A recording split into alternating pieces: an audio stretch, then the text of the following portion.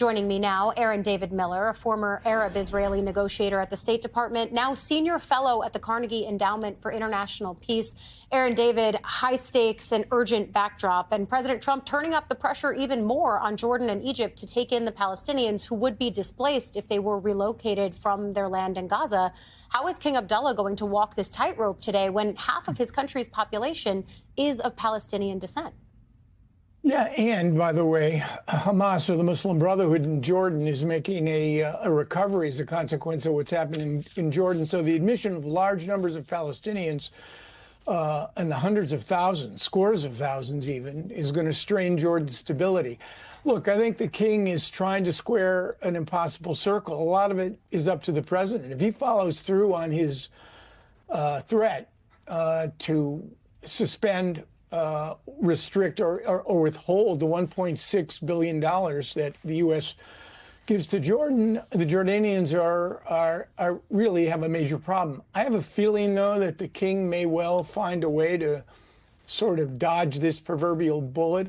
Reuters is reporting that he's offered to take several thousand Palestinian children, and he may up his interest and support for the Palestinians in Gaza.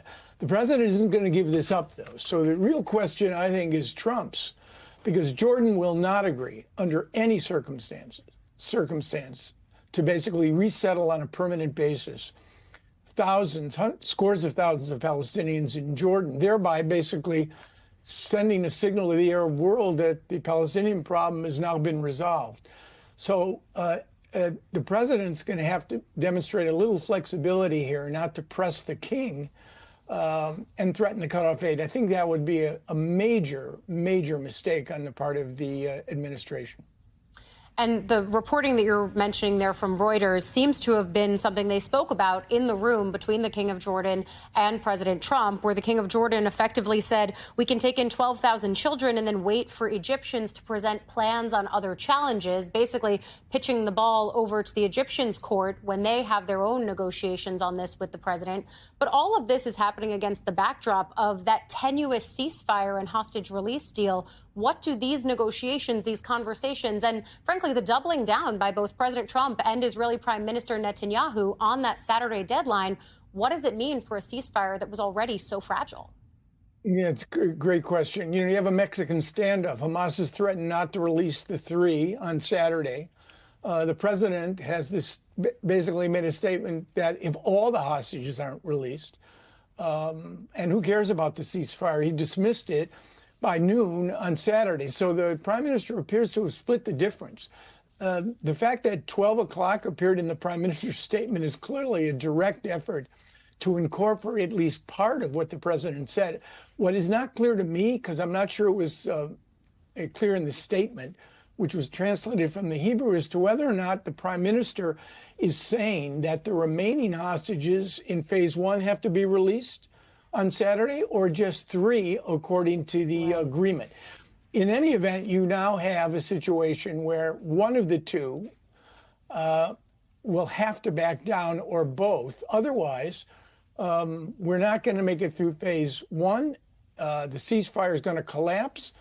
The surge of humanitarian assistance into Gaza is going to end. The release of Palestinian prisoners is going to end. And the Israelis and Hamas will find themselves once again locked into a conflict and a struggle, frankly, that neither is going to win. And that, I think, is the end state here. Hamas is going to survive in some form, not as an organized military force, but as an insurgency if the Israelis stay able to influence developments, politics in Gaza. So, again, the big loser here, without a doubt, it's not the government of Israel.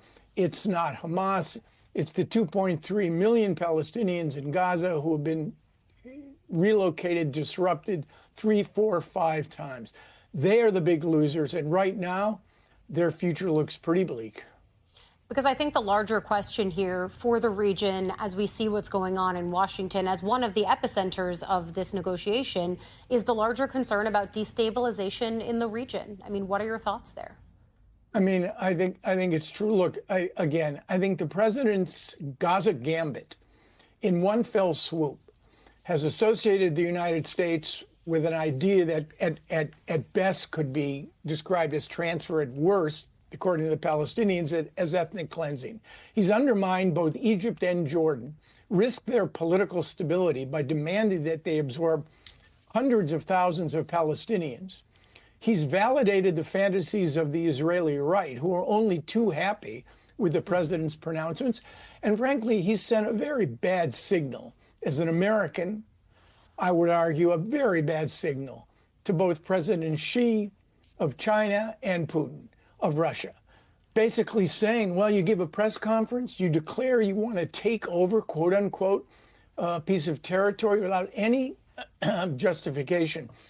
By and large, I think this is a untethered, provocative sort of proposal that is only going to pile on the already fraught realities that exist in many states in this region, and certainly in the corner of the region we're now talking about.